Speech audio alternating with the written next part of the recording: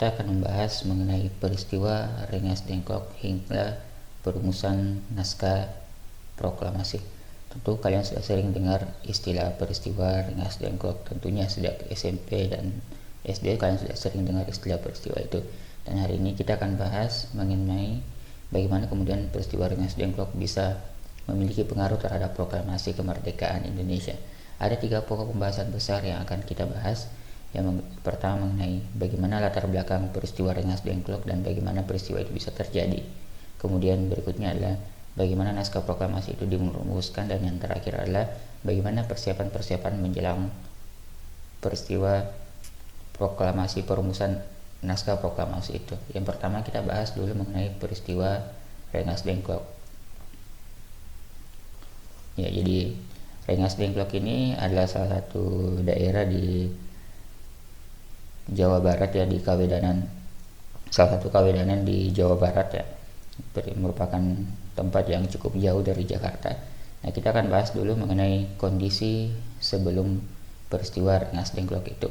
Nah, di sini dalam kondisi peristiwa Rengas Dengklok itu kita bagi menjadi 2 bagian.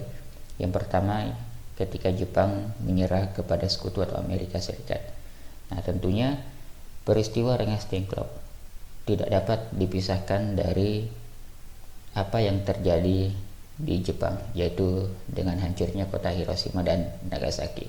Karena dari jatuhnya bom atom di kedua tempat ini membuat orang-orang Indonesia kemudian berpikir untuk memerdekakan diri sesegera mungkin. Tapi pertanyaannya adalah, mengapa kemudian harus Hiroshima dan Nagasaki yang dijatuhi bom atom oleh Amerika Serikat? Apakah di Jepang tidak ada tempat-tempat lain selain Hiroshima dan Nagasaki? Ternyata Amerika Serikat sejak bulan Juni itu telah memiliki beberapa list-list kota yang akan mereka jadikan sasaran target untuk dijatuhkan bom atom. Kota-kota itu seperti ada kota Hiroshima, kemudian Nagasaki, Niigata, Yokohama, Kokura, serta Kyoto.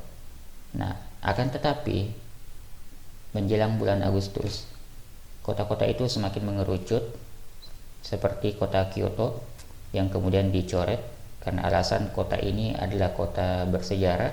Di sana adalah pusat peradaban Jepang. Yang paling menentang Kyoto untuk dihancurkan itu adalah Sekretaris Perang Amerika Henry Stimson. Dia mengatakan jangan membom atau merusak kota yang memiliki aset histori kultural, karena memang Kyoto bisa dikatakan sebagai kota bersejarah di Jepang. Sangat penting kota ini bagi orang-orang Jepang. Sementara Sekretaris Perang Amerika tadi Henry Stimson, memang dia pernah beberapa kali datang dan berkunjung di Kyoto ketika dia pernah menjadi gubernur jenderal di Filipina. Dia melihat kota Kyoto ini kota yang penuh budaya dan penuh dengan sejarah orang-orang Jepang. Karena itu dia mengatakan jangan hancurkan kota yang memiliki aspek histori kultural. Nah, dari sini kita bisa belajar bahwa sebenarnya Amerika Serikat sangat meyakini bahwa orang-orang Jepang itu punya kebudayaan yang maju, punya kebudayaan yang berkembang dengan pesat ya, terutama histori kulturalnya, terutama tentang sejarahnya. Karena itu Amerika Serikat tidak mau menghancurkan sesuatu yang memiliki aspek nilai sejarah yang tinggi seperti kota Kyoto ini. Nah, kemudian sampai pada bulan Agustus hanya ada 2 kota yang kemudian akan menjadi sasaran. Yang pertama adalah Hiroshima dan Kokura. Jadi Nagasaki sempat dicoret dari daftar kota yang akan dihancurkan. Nah, kota Hiroshima sendiri itu dipilih karena penduduknya padat. Kemudian di kota Hiroshima juga merupakan pusat berkumpulnya tentara, dan di sana ada pelabuhan-pelabuhan penting. Dan yang paling penting adalah di tempat ini para tentara itu berkumpul, ada pelabuhan-pelabuhan besar juga di Hiroshima, sehingga wajar bagi Amerika Serikat jika memilih kota Hiroshima karena ini menjadi salah satu kota yang cukup padat penduduknya saat itu. Nah, kemudian selain Hiroshima, target kedua saat itu sebenarnya adalah kota Kokura. Jadi kota Kokura ini sekarang sudah bergabung dengan kota Kitakyushu ya, sudah bergabung dengan kota Kitakyushu. Nah, kota Kokura sendiri dipilih karena Di kota Kokura penuh dengan kendaraan militer dan persenjataan angkatan darat serta angkatan laut. Ya, jadi di sini merupakan pabrik senjata ya. Di kota Kokura ada pabrik senjata dan merupakan gudang senjata juga, karena beberapa senjata-senjata militer itu diproduksi di kota Kokura. Karena itu Amerika Serikat menyasar kota Kokura sebagai kota yang akan dihancurkan saat itu. Nah, setelah Hiroshima dijatuhi bom atom pada tanggal 6 Agustus dan tanggal 9 ketika kota Kokura akan dihancurkan, ternyata kota Kokura gagal dihancurkan karena ketika pesawat tempur Amerika Serikat saat itu sedang berputar-putar di atas kota Kokura, kota Kokura saat itu sedang diselimuti oleh asap karena di sana ada pabrik baja yang sengaja membakar batu bara untuk asap hitam, dan juga ada beberapa ledakan-ledakan yang memang sudah terjadi di sekitar bagian-bagian terluar dari kota Kokura sehingga menimbulkan asap tebal dan mengganggu pandangan dari pilot yang akan menjatuhkan bom di atas kota Kokura ini. Nah, pilot tadi ya, pesawat tadi yang mengelilingi kota Kokura itu sudah mengelilingi di atas kota Kokura selama kurang lebih 3 jam, dan juga pesawat itu sudah mulai kehabisan bahan bakar sehingga akhirnya mereka memilih opsi lain, yaitu kota yang jaraknya kurang lebih 2 mil dari kota Kokura, dan itu adalah kota Nagasaki. Nagasaki kemudian menjadi opsi dadakan setelah sebelumnya dicoret dari daftar ya. Jadi kota Kokura batal dijatuhi bom atom karena kota tersebut saat itu sedang diselimuti oleh awan hitam. Kurang lebih gambarannya seperti ini. Jadi menghalangi pandangan dari pilot yang akan menjatuhkan bom atom saat itu, karena ini terjadi karena saat itu sudah ada beberapa ledakan-ledakan kecil dari sekitar kota di luar kota Kokura, hingga akhirnya dipilihlah kota Nagasaki yang jaraknya kurang lebih 2 mil dari kota Kokura. Nah, Nagasaki yang awalnya dicoret sebenarnya memang sempat dimasukkan daftar karena kota Nagasaki merupakan kota industri. Di sana senjata-senjata artileri, kemudian kapal dan perlengkapan lainnya dibuat di tempat itu, karena Nagasaki merupakan kota industri terbesar di Jepang. Karena itulah ketika kota Kokura gagal, akhirnya dipilihlah kota Nagasaki. Jadi Nagasaki sebenarnya adalah kota yang bukan menjadi tujuan awal, tapi akhirnya dijatuhkan juga di situ karena kota itu merupakan kota yang terdekat dari Kokura saat itu. Nah, ini adalah gambaran dari hancurnya kota Hiroshima saat itu ya. Hanya ada beberapa gedung-gedung besar yang kemudian bisa berdiri saat itu, dan ini adalah bom atom yang dijatuhkan. Jadi bom atom Little Boy ini yang panjang ini dijatuhkan di kota Hiroshima dan menewaskan kurang lebih 174 juta jiwa penduduk Hiroshima saat itu. Kemudian yang besar ini diberi nama Fat Man, yang inilah bom yang kemudian dijatuhkan di kota Nagasaki, yang awalnya berniat dijatuhkan di kota Kokura, namun kemudian akhirnya dijatuhkan di kota Nagasaki karena beberapa hal. Jadi bom Fat Man ini menewaskan kurang lebih 74.000 orang-orang penduduk Nagasaki. Nah, sampai pada akhirnya karena Jepang terus terdesak oleh Amerika Serikat, pada akhirnya tanggal 15 Agustus 1945 Jepang secara resmi mengumumkan untuk menyerah tanpa syarat kepada sekutu.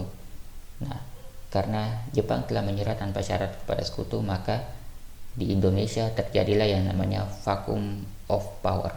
Vacuum of power maksudnya adalah terjadi kekosongan kekuasaan. Jadi di Indonesia terjadi kekosongan kekuasaan karena Jepang yang awalnya menguasai Indonesia itu secara resmi sudah menyerah tanpa syarat kepada sekutu dan tinggal menunggu waktu sekutu untuk datang dan menduduki Indonesia. Nah, selama proses peralihan itu dari menyerahnya Jepang hingga sebelum datangnya sekutu ke Indonesia, itulah yang disebut dengan masa vacuum of power. Terjadi kekosongan kekuasaan, tidak ada yang memerintah di Indonesia karena Jepang sebagai negara yang sempat menjajah Indonesia itu kemudian kalah dalam kondisi perang, sehingga kondisi yang terjadi di Indonesia dikenal dengan istilah vacuum of power, yaitu terjadinya kekosongan kekuasaan. Dan inilah gambaran dari penyerahan kedaulatan itu. Ya, jadi 15 Agustus Jepang mengumumkan secara resmi kepada seluruh dunia bahwa mereka telah menyerah tanpa syarat kepada sekutu atau Amerika Serikat yang menandakan bahwa mereka telah menyerah dalam Perang Dunia Kedua. Nah, sementara itu secara resmi penandatanganan menyerahnya Jepang itu baru dilaksanakan di bulan September, 2 September 1945, karena saat itu masih dalam kondisi pemulihan di bulan Agustus, sehingga akhirnya penandatanganan penyerahan kekalahan Jepang kepada sekutu itu baru terjadi pada tanggal 2 September 1945 di atas kapal perang USS Missouri di Teluk Tokyo, di sekitar perairan Tokyo saat itu. Nah, itu tadi mengenai sekilas mengapa kemudian Hiroshima dan Nagasaki menjadi alasan dijatuhkannya bom atom di kedua kota ini. Nah, selanjutnya kita bahas mengenai gagalnya Syahrir meyakinkan Soekarno.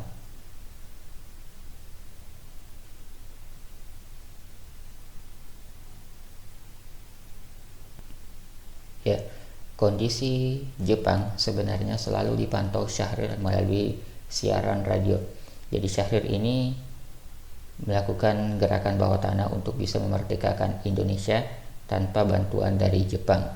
Salah satunya ialah dengan selalu memantau situasi Jepang melalui siaran-siaran radio.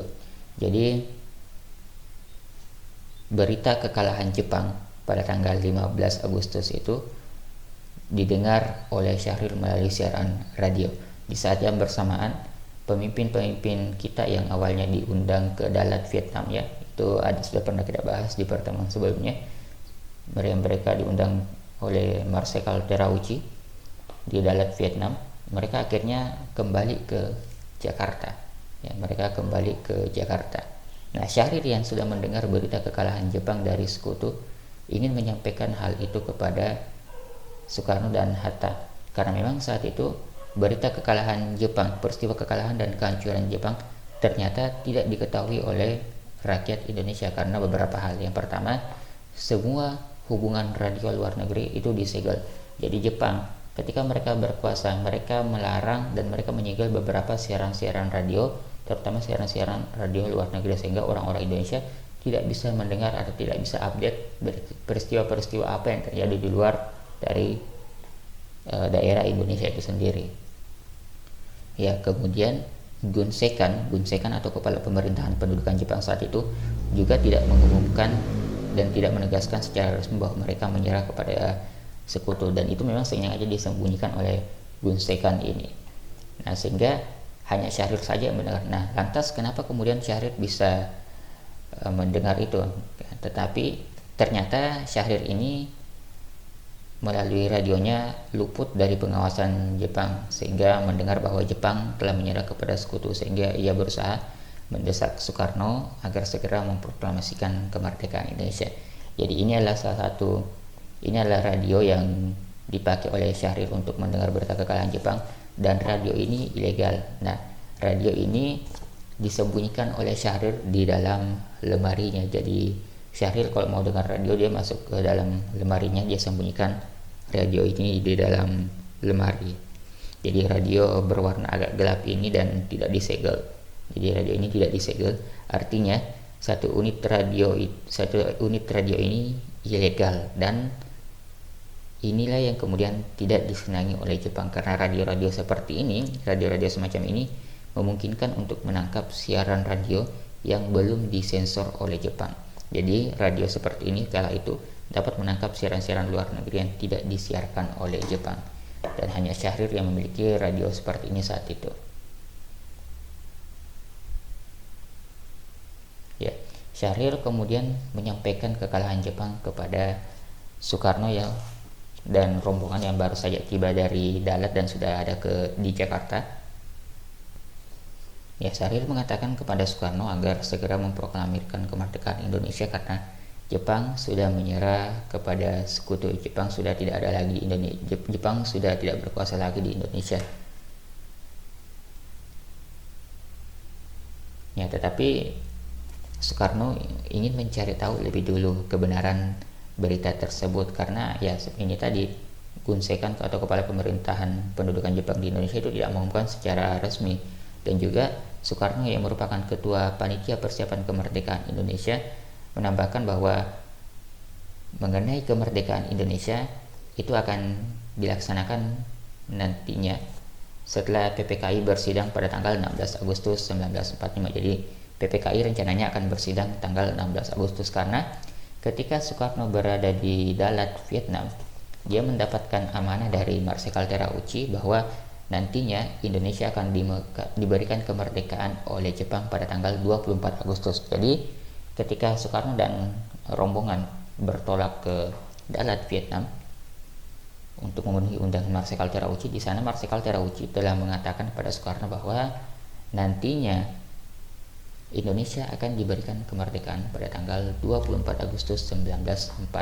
Karena itulah Soekarno bersikeras mengatakan kepada Syarif bahwa pembahasan kemerdekaan Indonesia akan dibahas nantinya pada sidang PPKI tanggal 16 Agustus 1945. Nah, jadi sebenarnya Jepang sudah akan memberikan kemerdekaan tanggal 24 Agustus 1945. Jadi dengan gagalnya Syahrir meyakinkan Soekarno, membuat para pemuda di bawah pimpinan Syahrir itu kemudian kembali mengadakan rapat. Mereka mengadakan rapat di gedung lembaga bakteriologi. Ya, jadi gedung lembaga bakteriologi itu sekarang sudah menjadi Fakultas Kesehatan Masyarakat Universitas Indonesia ya. Sekarang sudah berubah menjadi Fakultas Kesehatan di Universitas Indonesia. Gedung lembaga bakteriologi itu tetap di Jalan Pegangsaan Timur. Nah, hasilnya adalah para pemuda menginginkan agar proklamasi terlaksana sesegera mungkin tanpa bantuan Jepang. Nah, mengapa hal itu diusulkan oleh para pemuda? Karena mereka tahu PPKI itu adalah bentukan oleh Jepang, dan akan tidak baik rasanya jika kemerdekaan itu diberikan langsung oleh Jepang, seolah-olah kita tidak berjuang selama ini. Itulah yang ada di pikiran para pemuda saat itu, sehingga kita harus merdeka dengan tangan sendiri tanpa ada bantuan dari Jepang, sehingga seolah-olah kemerdekaan itu bukanlah merupakan hadiah dari Jepang, tetapi sesuatu yang kita raih sendiri saat itu. Nah, hasil dari rapat itu di lembaga bakteriologi kembali kemudian disampaikan oleh golongan pemuda kepada Soekarno. Nah, namun Soekarno ini tetap bersikeras. Dia tetap bersikeras bahwa kemerdekaan tetap harus melalui panitia persiapan kemerdekaan Indonesia, tetap harus dilakukan melalui PPKI. Terlebih lagi Soekarno adalah ketua PPKI, karena itu dia tetap bersikeras saat itu. Jadi melihat sikap Soekarno yang keras ini, para pemuda kemudian bersepakat akan menyingkirkan dan akan mengamankan Soekarno serta Hatta ke luar kota. Tujuannya apa?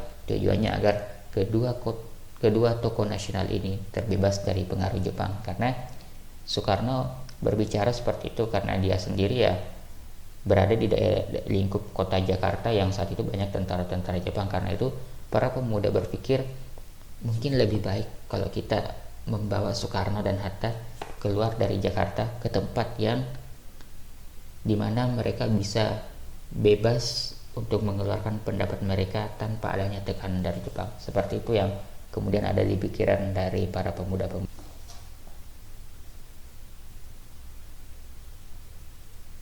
Nah, setelah itu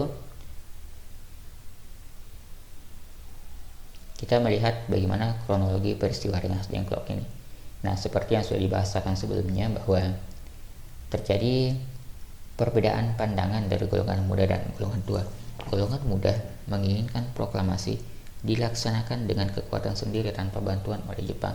Sementara golongan tua seperti Soekarno dan Hatta dan juga Ahmad Subarjo, mereka menginginkan bahwa proklamasi harus bekerja sama dengan Jepang melalui PPKI agar tidak terjadi pertumpahan darah saat itu.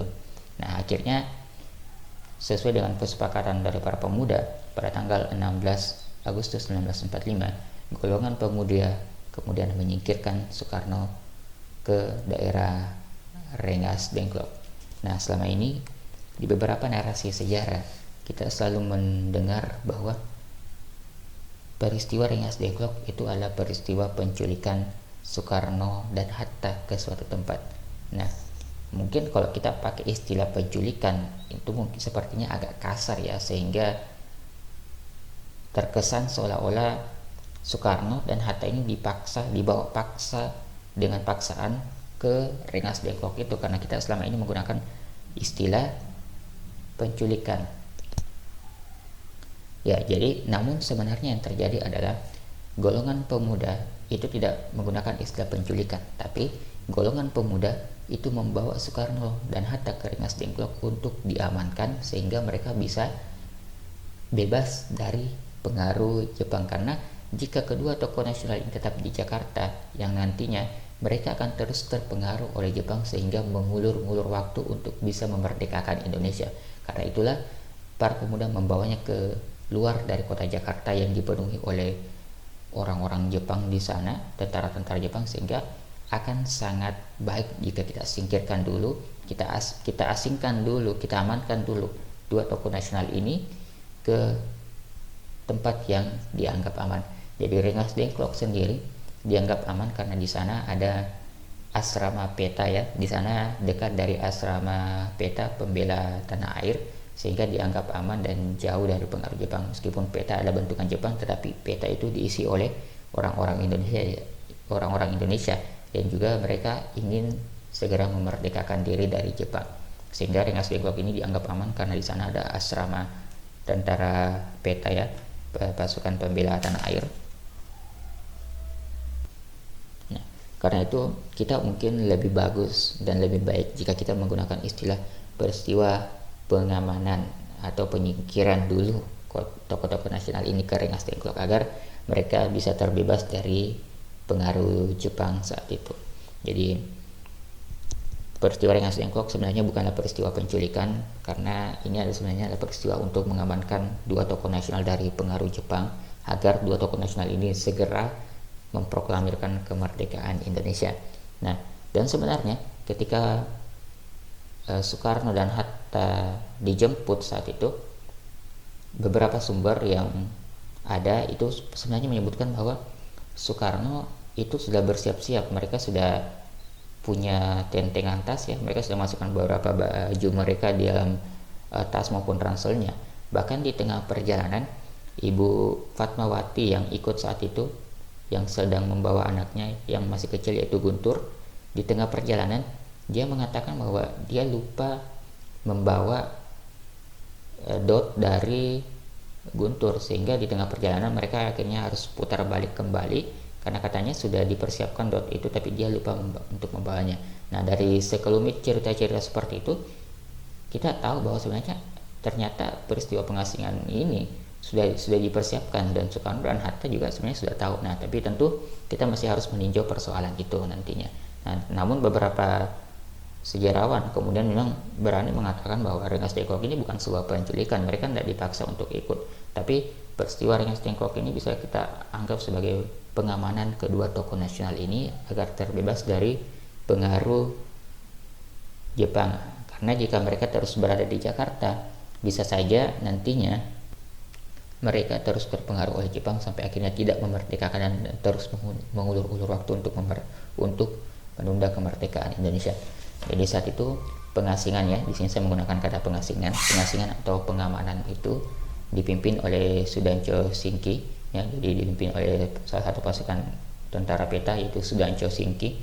Kemudian juga yang membawanya itu adalah Sudancho Singki, kemudian ada Sukarni ya, ini adalah Sukarni yang juga membawanya ke Rengas Dengklok. Kemudian ada juga Yusuf Kunto ya, jadi Yusuf Kunto juga terlibat dalam membawa langsung Soekarno dan Hatta ke Rengas Dengklok.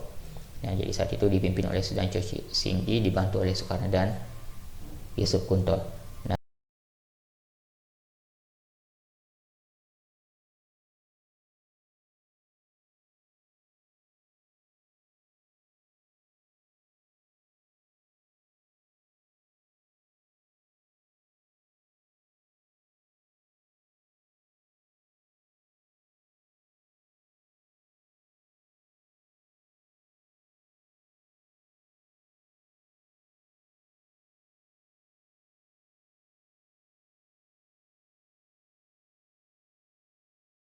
sesampainya di Rengas Dengklok, mereka menempati kediaman Jieu Kiseong di Rengas Dengklok ya. Jadi Jieu Kiseong ini rumahnya yang digunakan sebagai tempat pengamanan Soekarno dan Hatta di Rengas Dengklok. Ini adalah gambaran rumah Jieu Kiseong yang kemudian dijadikan sebagai rumah Rengas Dengklok, rumah pengamanan Soekarno dan Hatta saat itu, untuk bisa membicarakan kembali bagaimana agar sesegera mungkin proklamasi kemerdekaan Indonesia bisa dilaksanakan tanpa bantuan dari Jepang.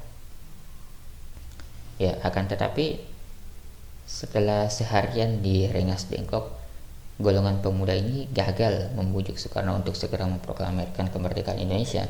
Soekarno tetap bersikeras dengan pendapatnya bahwa Indonesia harus merdeka melalui panitia persiapan kemerdekaan Indonesia, melalui bantuan Jepang melalui PPKI itu. Nah, sementara itu di Jakarta terjadi ketegangan karena saat itu semestinya tanggal 16 Agustus pagi diadakan pertemuan PPKI, Panitia Persiapan Kemerdekaan Indonesia, tetapi Soekarno dan Hatta tidak berada di tempat, tidak berada di kediamannya, sehingga terjadi ketegangan di Jakarta, kemana kedua tokoh nasional ini.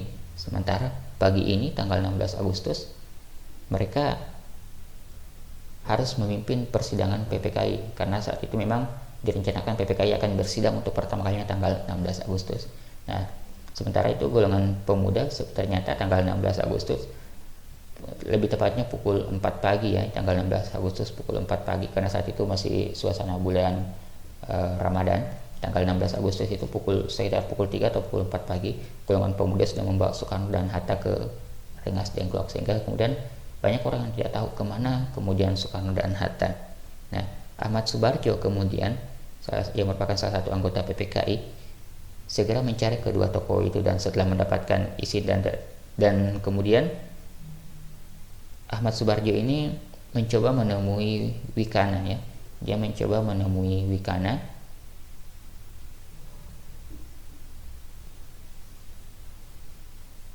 Dia mencoba menemui Wikana, salah satu tokoh pemuda yang tetap tinggal di Jakarta, Ya, jadi Ahmad Subarjo ini kemudian mencari tahu kemana dua tokoh nasional tadi, Soekarno dan Hatta, berada, karena dia tidak tahu dia kemana kedua tokoh itu, karena menghilang tiba-tiba saja. Nah, akhirnya Ahmad Subarjo menemui salah satu perwakilan dari golongan pemuda, yaitu Wikana. Jadi Ahmad Subarjo menemui Wikana, kemudian Wikana memberitahukan bahwa Soekarno dan Hatta sudah mereka amankan untuk mendiskusikan mengenai proklamasi kemerdekaan di Indonesia di sebuah kota di Kawedanan Karawang di Jawa Barat, yaitu di daerah Rengas Dengklok. Nah, Ahmad Subarjo kemudian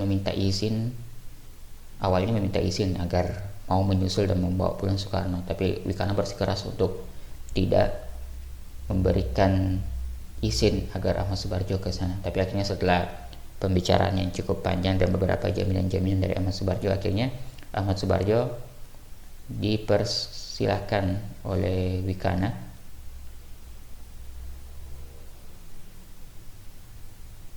Ahmad Subarjo dipersilahkan oleh Wikana untuk menyusul Soekarno dan Hatta.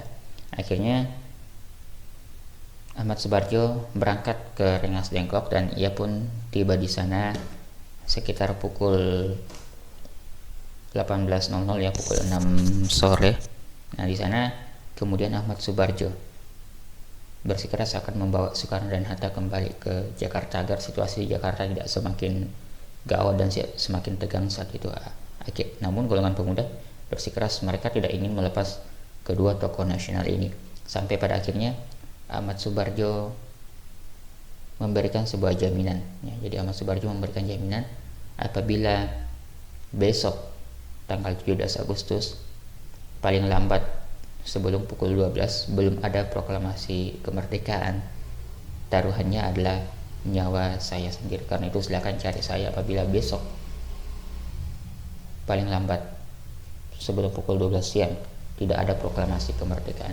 Nah, itu jaminan dari Ahmad Subarjo. Mendengar jaminan itu, maka golongan pemuda kemudian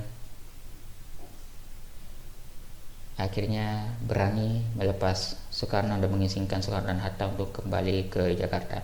Akhirnya petang itu juga Bung Karno dan Bung Hatta beserta rombongan kembali ke Jakarta. Dengan begitu peristiwa di Rengas Dengklok telah berakhir, dan kita akan berpindah ke bagaimana kemudian kelanjutan dari peristiwa ini yang kemudian kita akan lanjutkan dengan dengan kembalinya Soekarno dan Hatta ke Jakarta mengakhiri kemudian peristiwa Rengas Dengklok ini. Akhirnya mereka kembali ke Jakarta malam itu juga. Ya, jadi ketika mereka sudah sampai di Jakarta,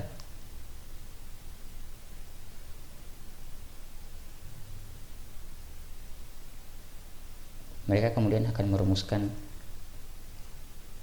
bagaimana kemudian proklamasi akan dilakukan esok harinya. Nah, kita bahas dulu kondisi sebelum perumusan naskah proklamasi. Jadi setibanya di Jakarta, Soekarno langsung menemui Jenderal Nishimura. Jenderal Nishimura ini adalah salah satu pemimpin pendudukan Jepang di Indonesia untuk menyampaikan rencana rapat persiapan kemerdekaan Indonesia. Tetapi kemudian Nishimura tidak mau bertanggung jawab karena ia sudah mendapat perintah untuk tidak merubah status quo dan keadaan di Indonesia.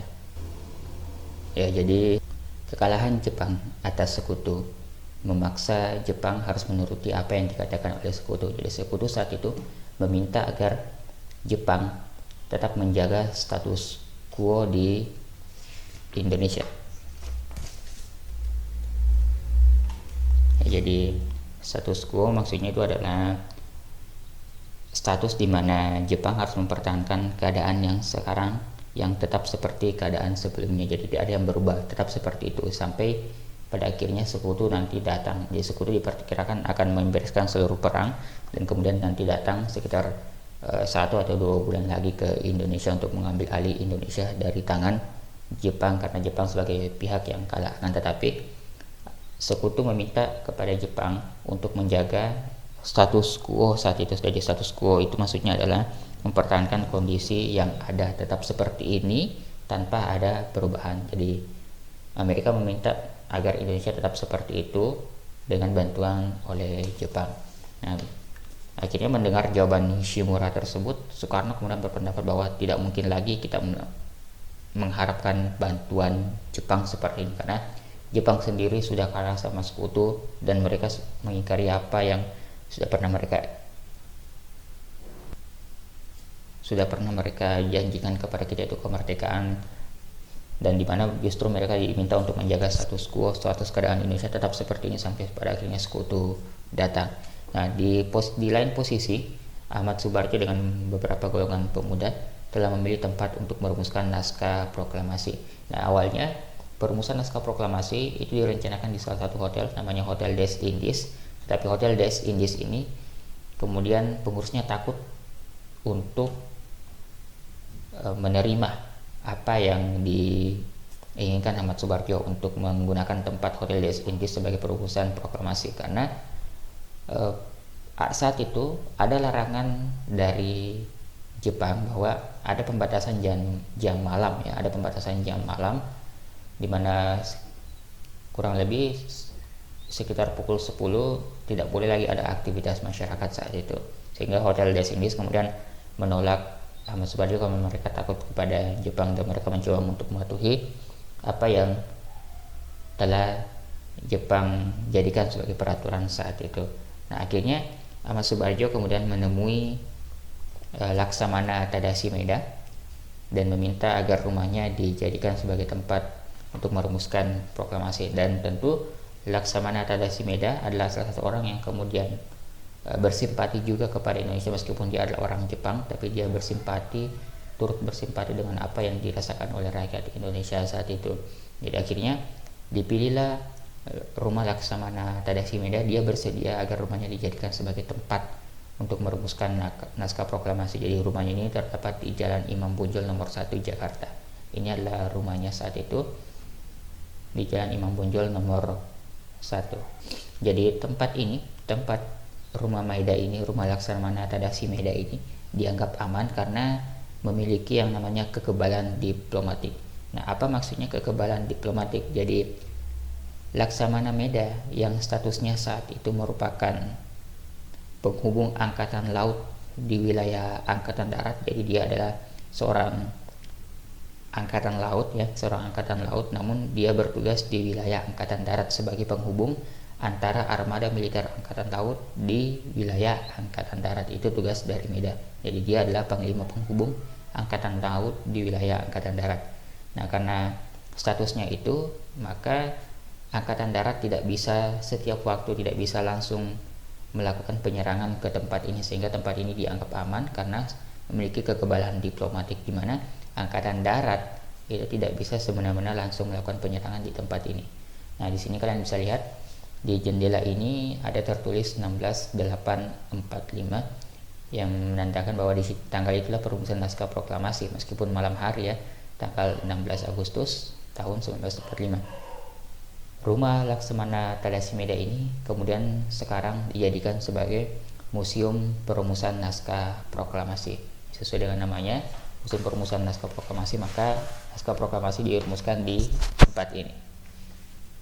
Jadi itulah mengapa kemudian rumah Laksamana Tadasi Maida dipilih, karena rumah ini dianggap aman karena memiliki kekebalan diplomatik saat itu. Dan Maida juga sebenarnya sangat bersimpati kepada Indonesia karena dia tidak tega juga melihat perjuangan rakyat Indonesia yang sudah sampai sejauh ini, dan akhirnya Maida bersedia rumahnya digunakan sebagai tempat untuk merumuskan naskah proklamasi. Nah, akhirnya Soekarno yang saat itu masih berada di tempatnya Musimura segera bergabung dengan seluruh rombongan yang telah ada di kediaman rumah Laksamana Tadasi Maida. Nah, kita lihat bagaimana perumusan naskah proklamasi itu terjadi ya. Ya, jadi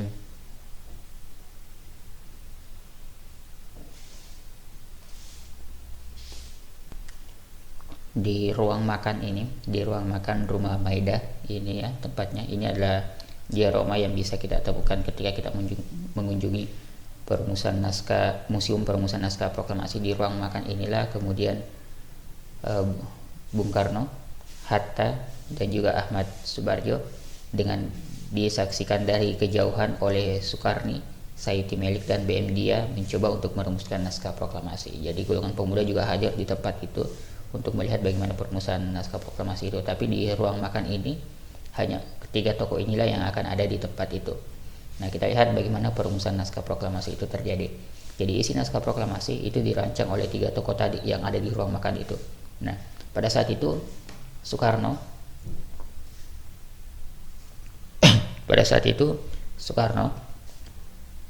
telah memegang pena ya di tangannya. Ada pena dia pegang saat itu. Jadi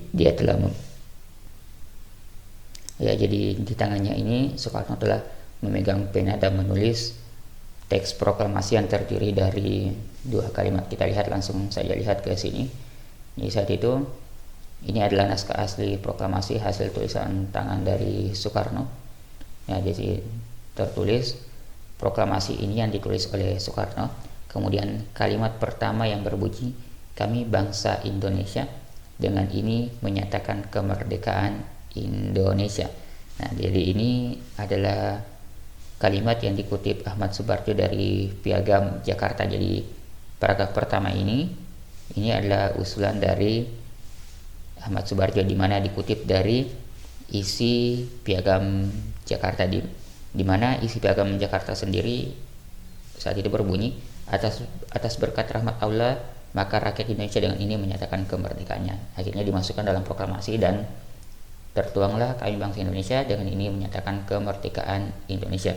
Jadi naskah asli ini sekarang sudah disimpan di Museum Nasional ya. Untuk naskah asli proklamasi hasil tulisan tangan Soekarno saat itu. Nah, kemudian Dr. Andes Muhammad Hatta menambahkan hal-hal yang mengenai, di sini beberapa kali dicoret, hal-hal yang mengenai pemindahan kekuasaan, dan lain-lain diselenggarakan dengan cara seksama dan dalam tempo yang sesingkat-singkatnya. Jadi Hatta menyempurnakannya dengan kalimat ini tadinya. Nah, langsung kemudian sebagai penutup, Soekarno menuliskan kata Jakarta 17.805, wakil-wakil bangsa Indonesia. Jadi di sini tulisan awalnya adalah wakil-wakil bangsa Indonesia. Ya, jadi setelah naskah ini selesai ditulis oleh Soekarno, kemudian diadakanlah pertukaran pendapat dengan seluruh peserta yang hadir saat itu. Ya, Hatta kemudian menyerukan agar setelah semua setuju, setelah proklamasi sempat dibacakan di saat itu, semua peserta setuju. Nah, kemudian Bung Hatta menyerukan agar semua yang hadir saat itu menandatangani naskah proklamasi. Nah, seperti yang terjadi dalam naskah proklamasi Amerika Serikat, karena saat itu Hatta menganggap bahwa semua yang hadir wajib menandatangani seperti yang terjadi pada naskah proklamasi Amerika Serikat. Jadi kita bahas sedikit sejarah Amerika.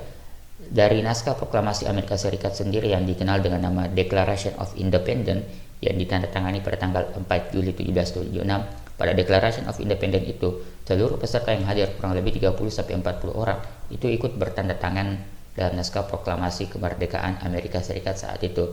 Nah, sehingga wajar jika kertas yang digunakan itu sangat besar dalam Declaration of Independence, dan Hatta mau hal serupa juga dilakukan oleh Indonesia dalam penandatanganan naskah proklamasi ini, ya, agar semua yang hadir, golongan muda dan golongan tua yang hadir itu juga ikut menandatangani.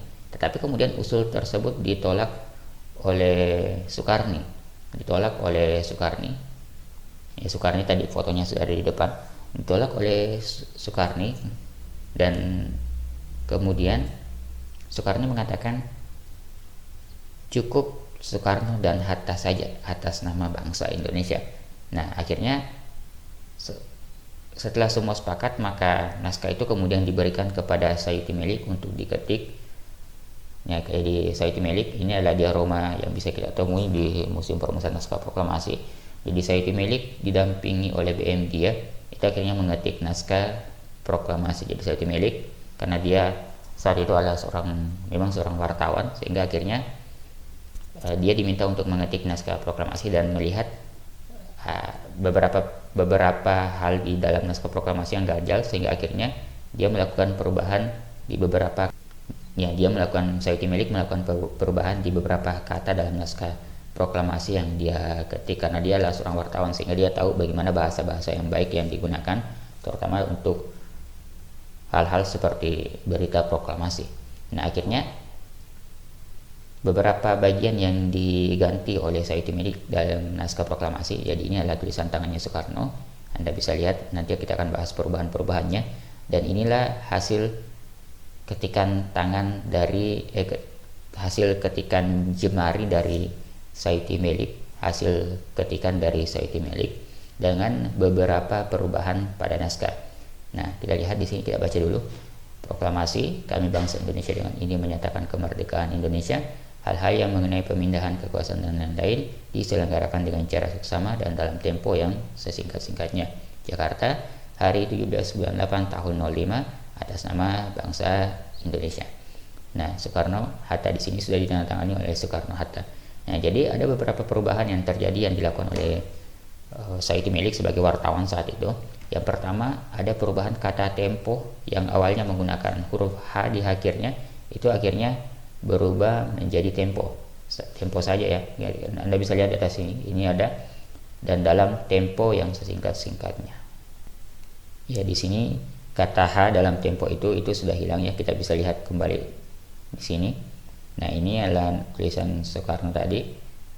Nah, ini dalam tempo, ya. Di sini masih ada huruf H-nya, tapi setelah diketik oleh Sayuti Melik itu diubah karena memang harus tidak menggunakan huruf H yang sebenarnya, ya.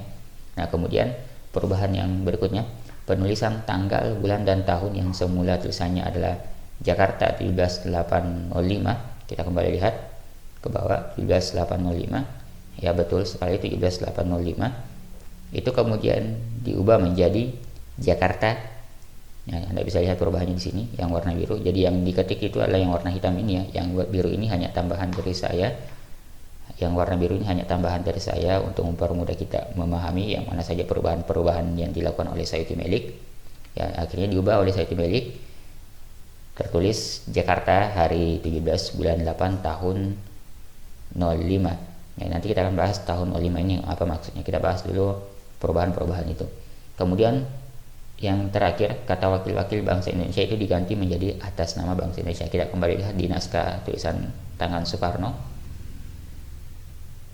Ya, dalam tulisan tangan Soekarno tertulis wakil-wakil bangsa Indonesia, akhirnya diubah oleh Sayuti Melik menjadi atas nama bangsa Indonesia. Kemudian ditambahkan kata Soekarno dan Hatta. Oke, jadi kita sedikit bahas penggunaan tahun 05 dalam perumusan naskah proklamasi. Di sini sudah digaris, di sini sudah diberikan lingkaran merah tahun 05, dan juga di naskah asli Bung Karno juga tertulis tahun 05. Nah, jadi tahun 05 itu sebenarnya adalah singkatan dari tahun Jepang, yaitu tahun Sumera, yakni tahun 2605 yang bertepatan dengan tahun 1945.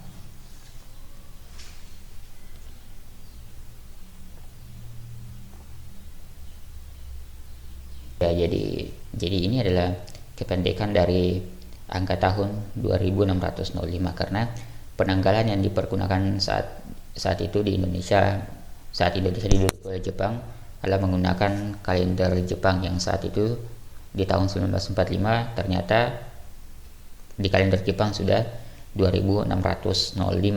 Nah, perhitungan tahun Jepang ini dimulai dari mana? Nah, jadi perhitungan tahun Jepang ini dimulai ketika Kekaisaran Jimmu di Jepang ya. Kekaisaran Jimmu di Jepang itu naik tahta pada tahun 660 sebelum Masehi, sehingga tahun kalender Jimmu atau juga Sumera tadi lebih awal 660 tahun daripada kalender Masehi. Jadi untuk menghitungnya kita bisa menguranginya saja 2605, kemudian dikurangi tahun saat itu dikurangi dengan 660 tahun, karena 660 adalah awal mula penanggalan kalender Jepang, sehingga kita akan menghasilkan angka 1945. Jadi 05 ini sebenarnya maksudnya adalah angka 2605 dalam kalender Jepang. Nah, kita bisa kurang untuk mendapatkan 1945, kita bisa kurangi 660 karena 660 ini adalah kalender awal dimulainya Kekaisaran Jimmu saat itu, yang merupakan pengenalan kalender pertama di Jepang saat itu. Sehingga nanti kita akan mendapatkan tahun 1945. Dan juga kalau 1945 ditambah 660 juga akan menghasilkan angka 2605. Sehingga wajar jika di sini tertulis 05 karena ini masih menggunakan penanggalan kalender Jepang, sehingga bisa bilang adalah sedikit unsur-unsur Jepang di sini, meskipun karena memang saat itu ya kita masih sebenarnya berada di bawah pemerintahan Jepang ketika kita memproklamasikan kemerdekaan. Nah, jadi setelah diketik, akhirnya naskah ini diberikan kepada Soekarno dan Hatta dan ditandatangani. Dengan begitu lahirlah naskah proklamasi yang autentik ini. Nah, akan tetapi BM Dia menyelamatkan naskah proklamasi. Nah, apa maksudnya BM Dia menyelamatkan naskah proklamasi? Jadi naskah asli ini setelah diketik oleh Sayuti Melik, naskah aslinya ini dibiarkan begitu saja di atas meja, dan beberapa sumber mengatakan katanya dibuang di tempat sampah ya naskah ini. Nah, tapi kita perlu kebenaran lagi lebih lanjut apakah benar-benar dibuang. Tapi beberapa sumber ada yang mengatakan katanya dibuang di tempat sampah, ada juga yang mengatakan katanya digeletakkan saja di atas meja. Nah, melihat hal itu, BM Dia kemudian bergerak cepat untuk menyelamatkan ini. Jadi BM Dia ini adalah sosok dari BM Dia, Burhanuddin Muhammad Dia. Jadi BM Dia ini kemudian menyelamatkan naskah asli itu, dia mengantonginya dan nantinya akan diserahkan beberapa tahun setelah proklamasi, yaitu diserahkan ke Presiden Indonesia yang kedua saat itu, yaitu Soeharto, dan akhirnya disimpan di Museum Nasional. Jadi BMJ ini adalah orang yang menyelamatkan naskah asli proklamasi. Jadi seandainya BMJ tidak menyelamatkan naskah asli ini dari tempat sampah atau dari tempat-tempat lainnya, dan naskah ini dibiarkan saja begitu saja, maka kita tidak akan bisa melihat naskah asli hasil tulisan tangan Soekarno. Jadi kita perlu berterima kasih kepada sosok seorang Burhanuddin Muhammad ya, karena dia telah menyelamatkan naskah asli yang otentik dari proklamasi itu. Karena Said Melik beranggapan bahwa ketika kita sudah punya naskah yang diketik seperti ini, kita tidak perlu lagi menggunakan naskah yang lama, tapi BM dia menyelamatkan naskah ini karena ini adalah salah satu saksi sejarah yang harus diselamatkan, karena naskah inilah yang kemudian menjadi bukti bahwa kita telah merdeka saat itu, meskipun ini hanya merupakan hasil tangan dari Insinyur Soekarno saat itu. Nah, kita lihat persiapan proklamasi. Nah, kita lihat dulu persiapan proklamasi, apa yang terjadi dalam persiapan proklamasi. Jadi, awalnya pembacaan proklamasi ini direncanakan akan dilaksanakan di lapangan Ikada. Yang direncanakan akan dilaksanakan di lapangan Ikada. Tapi karena alasan keamanan, maka akhirnya dilakukan di kediaman Soekarno di Jalan Pegangsaan Timur nomor 56 ya.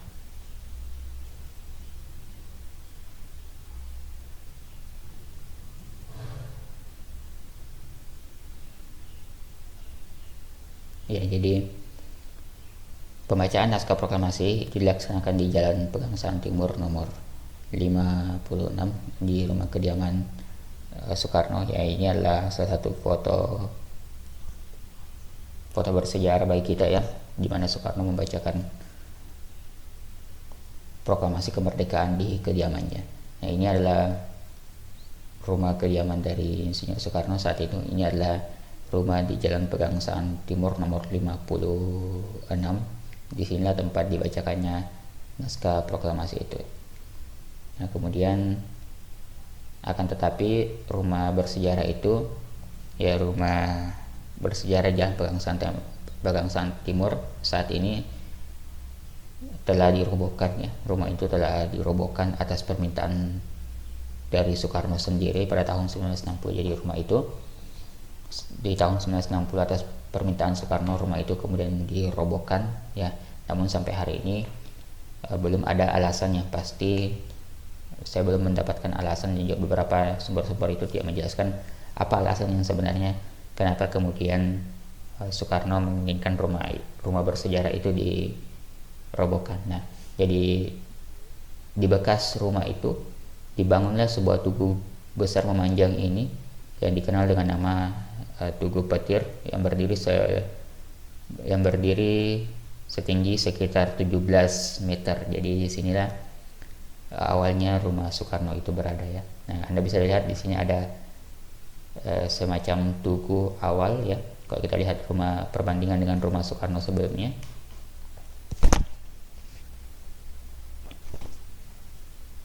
ya kita lihat sama-sama ya, ada kemiripan. Kita lihat kedua gambar ini. Yang di sini ada tugu ini, di sini juga ada tugu ini, hanya membedakannya hanya rumah ini saja ya. Di gambar yang ini juga tidak ada rumah Soekarno karena sudah dirobohkan sejak tahun 1960 ya. Jadi akhirnya dibacakanlah proklamasi kemerdekaan Indonesia oleh Soekarno saat itu, yang dengan disaksikan lebih dari 1.000 orang.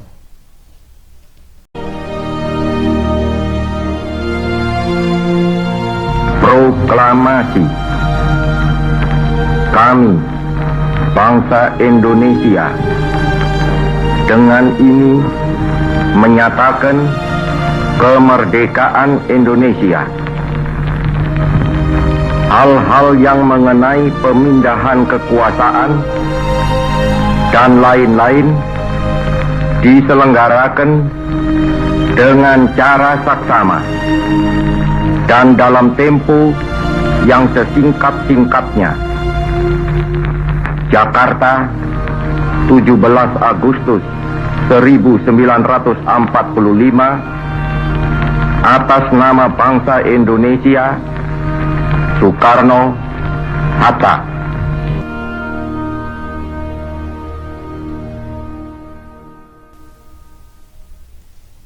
Ya, jadi setelah berita proklamasi ini, kantor berita Domei, ya, Domei itu adalah kantor berita Jepang yang saat ini berubah menjadi kantor berita Antara. Ya, jadi dengan cepat menyebarluaskan tentang pengumuman proklamasi dan dikirim ke berbagai penjuru daerah secara berantai. Dan meskipun begitu, karena keterbatasan teknologi saat itu, ada beberapa daerah yang kemudian memang baru mengetahui kemerdekaan Indonesia di luar dari 17 Agustus, seperti daerah-daerah di daerah Bukit Tinggi itu baru mengetahui di atas tanggal 20-an baru mengetahui bahwa Indonesia telah merdeka. Rata-rata daerah-daerah di Jawa lah yang lebih dulu tahu tentang kemerdekaan Indonesia, tersebar dengan cara penyebaran pamflet, kemudian berita dari siaran-siaran radio, namun beberapa tempat saat itu belum langsung mengetahuinya. Nah, jadi adapun susunan acaranya saat itu ya, ketika proklamasi terjadi, yang pertama setelah pembacaan teks proklamasi, yaitu dilakukan pengibaran bendera merah putih, dan kemudian setelah pengibaran dilakukan sambutan oleh wali kota Jakarta saat itu. Wali kota Jakarta saat itu adalah Dr. adalah seorang Suwiryo, dan kemudian ada juga sambutan dari pihak keamanan, yaitu Dr. Muwardi saat itu. Nah, jadi dilakukan pengibaran bendera merah putih sesaat setelah Soekarno membacakan proklamasi pada pukul 10:10 waktu Indonesia Barat. Ya, dilakukan pengibaran bendera merah putih dilakukan oleh 3 orang. Ini 1 orang, kemudian ada lagi ini yang bercelana pendek, kemudian 1 orang perempuan yang tidak terlihat di sini. Nah, kita lihat 3 orang itu yang mengibarkan bendera itu adalah Sudancho Latif Hendra Diningrat. Dia adalah seorang tentara peta. Sudancho Latif Hendra Diningrat dengan pangkatnya sebagai Sudancho, ya. Kemudian juga ada seorang Suhut, ya, seorang Suhut ini dia adalah anggota barisan pelopor atau barisan pemuda, lebih biasa kita kenal dengan nama Seinindan. Dia adalah salah satu anggota Seinindan. Nah, kemudian juga yang menemani kedua orang ini untuk mengibarkan bendera adalah seorang wartawan, ya, yaitu seorang Surastri Karma Trimurti. Jadi Trimurti ini sendiri adalah istri dari Sayuti Milik, ya, mereka sama-sama wartawan. Jadi Trimurti ini merupakan istri dari Sayuti Milik. Nah, ketiganya lah yang bertugas mengibarkan bendera saat itu, bendera kemerdekaan Indonesia saat itu, sesaat setelah proklamasi kemerdekaan. Nah, itulah jalan panjang kita akhirnya bisa merdeka di tanggal 17 Agustus. Nah, meskipun begitu masih ada ketegangan yang terjadi saat itu karena Jepang masih ada di Indonesia. Mereka belum sepenuhnya pergi karena mereka diminta untuk menjaga status quo. Namun apa daya, Indonesia telah memerdekakan diri, telah mengubah situasi yang awalnya mereka di bawah naungan Jepang, mereka di bawah jajahan Jepang, dan Jepang diminta untuk menjaga status quo oleh sekutu. Akan tetapi Indonesia telah memerdekakan diri saat itu. Namun apa yang terjadi setelah Indonesia merdeka? Ketegangan apa yang terjadi, dan bahkan Jepang masih ada di Indonesia tapi kita sudah memerdekakan diri. Apakah kemerdekaan itu sah, dan bagaimana dengan daerah-daerah lain di luar Pulau Jawa, apakah mereka juga menerima, dan bagaimana berita penyebaran proklamasi itu terjadi, nanti akan kita bahas di pertemuan berikutnya. Kali ini materinya memang sangat panjang dan cukup ruwet mengenai peristiwa Rengas Dengklok hingga proklamasi kemerdekaan Indonesia. Oke, untuk hari ini saya rasa cukup.